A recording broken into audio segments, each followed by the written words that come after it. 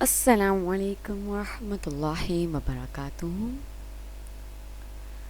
اعوذ باللہ من الشیطان الرجیم، بسم اللہ الرحمن الرحیم۔ جماعت سوم، مضمون اسلامیات۔ پیارے بچوں، آج اسلامیات میں ہم جو سبق شروع کرنے والے ہیں وہ تھوڑا کھانے پینے کے مطابق ہے۔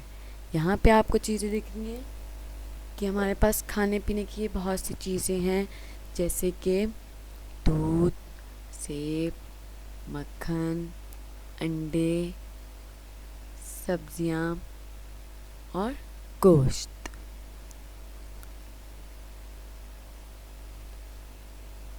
آج کے ہمارے سبق کا نام ہے کھانے پینے کے آداب۔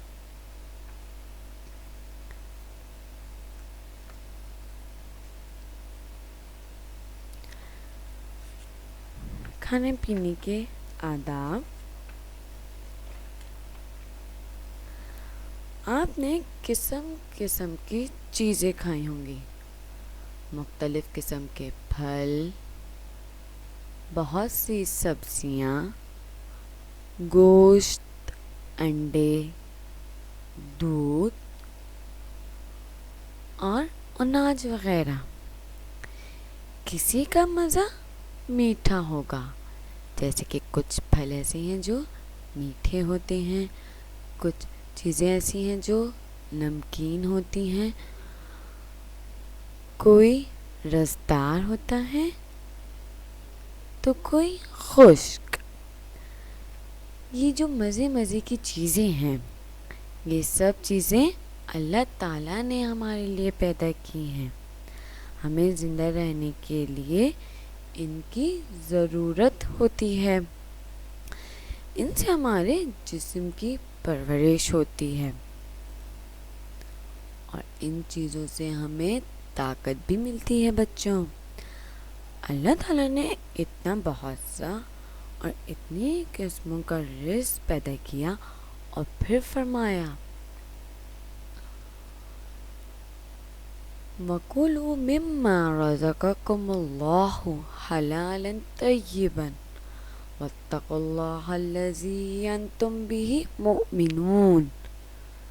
وَكُلُوا مانی اور کھاؤ، مما اس سے جو رزقکم تمہیں دیا، اللہ اللہ، حلالاً حلال، طیباً پاکیزہ، واتقوا اور ڈرو، اللہ الذی اللہ وہ جس، انتم تم، بھی اس کو، مؤمنون مانتے ہو۔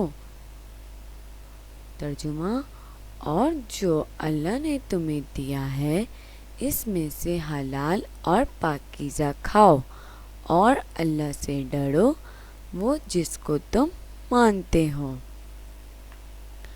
قرآن کی اس آیات میں اللہ تعالیٰ نے ہم کو حلال اور پاکیزہ چیزیں کھانے کی ہدایت فرمائی ہے۔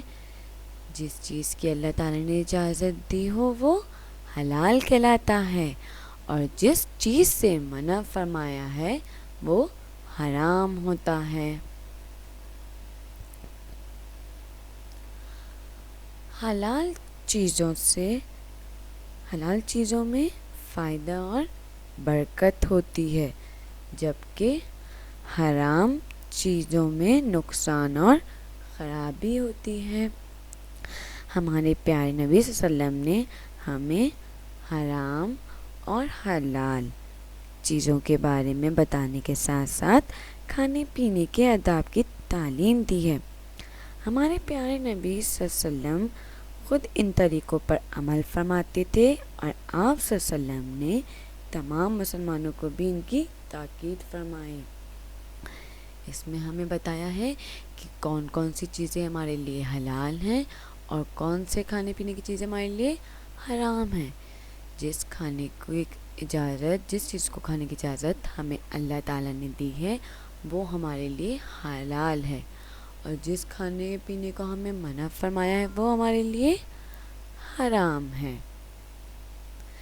پیارے بچوں، آپ لوگوں کا گھر کا کام یہ ہے کہ آپ کو سبق کھانے پینے کے آداب کا سرورق بنانا ہے، اور اگلے صفحے پہ آپ کو سوال جواب کی ہیڈنگ ڈال کے سوال نمبر 1 لکھنا ہے، حلال کیا ہوتا ہے اور حرام کسے کہتے ہیں؟